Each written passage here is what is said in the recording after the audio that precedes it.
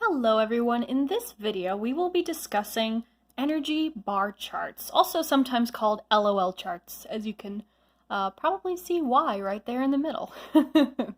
Okay, so these are used to show how energy transformation occurs. So we'll be given some kind of scenario, such as a ball is dropped, and you use these to describe how the energy changes forms. Now, in order to determine how the energy transforms, we need to remember what kinds we can choose from, okay? So just a quick review from the last video, we have kinetic, thermal, radiant, potential, chemical, gravitational, and elastic. Those are our options to choose from. Okay, so here we go. A ball is dropped. So you can think, you have a basketball, a bouncy ball, whatever. And let's say you drop it from like waist height, okay? So, I'm going to put some tallies on the side here. And the number of tallies that you do is actually not super important, okay? We're not actually doing numbers here. So, we're not saying, a ball is dropped with 5 units of energy, right? We're just saying a ball is dropped. So, as long as it stays consistent from one side to the other, because remember, energy cannot be created or destroyed, then we're fine. So we got 5 ticks here, 5 ticks here, ready to go. Okay, a ball is dropped. I'm going to say that starting out, it definitely has gravitational energy. So sometimes we'll abbreviate that with E and then a lowercase g next to it as a subscript, okay? And if you want to, you can color code it. I'm going to color code mine just to make them a little easier to see. So I'm going to make light blue this gravitational energy. Now let's see. Kinetic, thermal, radiant, potential. Well, gravitational is a potential energy. So, I think I'm going to keep it just gravitational. Say all of its energy right now is gravitational energy. Okay? And it does help if you actually move your box, or show your boxes, just for, to confirm that we did it right on both sides. Okay. So, in here, this shows our environment. So what are the things that are actually involved in this whole scenario? So obviously we have the ball, right? The person dropping it, or however method it was dropped, would probably be important, but it doesn't really change the scenario if that thing changes. If it's somebody dropping it with their hand or with a claw, it'd pretty much be the same, right? Next up, we are presumably doing this on Earth. And it will hit the ground at some point in time, so we need to include that. For our final, this could actually look kind of different depending on how you interpret it. So it says a ball is dropped. It doesn't really say what is happening at the end. Has the ball hit the ground? Is it almost to the ground? Is it just barely out of your hands? It doesn't really say. So, as long as you define what your end looks like, that is what defines the final stage, okay? And I said initial / start and final / end because you could call them either. It's your choice. So, I'm going to say that my end is that the ball has hit the ground, okay? So, let's include the gravitational energy again, just to show that, we didn't forget it. And then we're going to do E sub TH. Okay, what in the world does that mean? That means thermal energy. So, not all energy can be reused perfectly, right?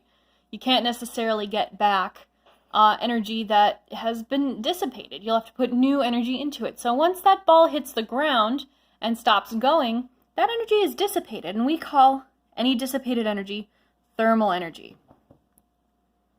Okay, go ahead and draw that. Okay, I'm using pink because reminds me of fire, kind of a little bit. Okay, so remember, one of the key components, one of the biggest things, the first thing that I will check if I'm grading one of these is, do you have the same amount of energy at the start and the finish, okay? So we have 1, 2, 3, 4, 5 bars, 1, 2, 3, 4, 5 bars, okay? If we had 5 here and we put 2 here, that's not good. Then energy was either created or destroyed, right? If we ended up with 3, then some energy would have been destroyed, and that's not good. Okay? So there's a simple example. Let's do another one. This one's going to be a little bit more complex. Okay, we have a campfire is lit. Do the same thing. We're going to go ahead and mark off. Going to do 5 again, just because that seems convenient. Again, it doesn't really matter which amount you have, just as long as it's the same. I could have done this with 3, could have done this with 4, could have done it with 2. I'd probably say you should probably do at least 3, just because it gets a little dicey if you're going to have to go into half blocks of energy and stuff like that, okay? So, campfire is lit. I'm going to say our initial is just a log, right? Before anything is lit. Now, what kind of energy is that? So, I would say that it's chemical energy, because all the energy is stored in the bonds, the chemical bonds that make up the log. We'll get a little bit more into this in chemistry, so if you don't quite follow, that's okay, okay? So E sub CH. Let's make chemical energy green. And I'm going to do the same thing. All of it's in just the chemical, because it's just a log sitting there. Nothing's happened yet, okay? Now, what's involved here? So we have the log. Probably the matches are important. Air. You need air to burn. And we're on the earth, so let's make sure that we include that. Final. Okay. Let's say that we're going to do this where the log is a little over halfway burned. Okay? So we're going to still have some chemical energy. We'll talk about how much in a minute. But if you look at our different forms from before, I think there's 2 that we need to talk about here. We have some radiant energy, right? Energy of light. And we also have thermal energy, right? There's certainly quite a bit of heat from a campfire. Okay, I'm going to say a little bit over half burned. So let's say we have 2 bars of the log left. Now I could say halfway and do 2.5, but I would avoid that whenever possible just because it kind of gets a little sticky, okay? Let's do the same thing for thermal. Oop, got a little messy there. Same color for thermal from before, and, I think there's more heat than there is light, right? Usually you make a campfire so you could get warm or toast marshmallows or cook food over it, not usually for a light source. So I'm going to say 2 of those bars. All right, are we done? No. We still have radiant to look at. Okay, so we've done 1, 2, 3, 4, 5 bars over here. 1, 2, 3, 4 over here. So we have 1 more, which we'll go ahead and put in radiant. Hopefully you can see that. Put it in orange. Okay, so this one's a little more complicated, but you can kind of see how it breaks down. And again, you could make arguments for different configurations, as long as all of these types of energies were accounted for. I could put more in radiant, maybe even radiant and thermal. Could have done it way earlier when the log was just lighting, so there'd be more chemical. It all depends on how you define your final state.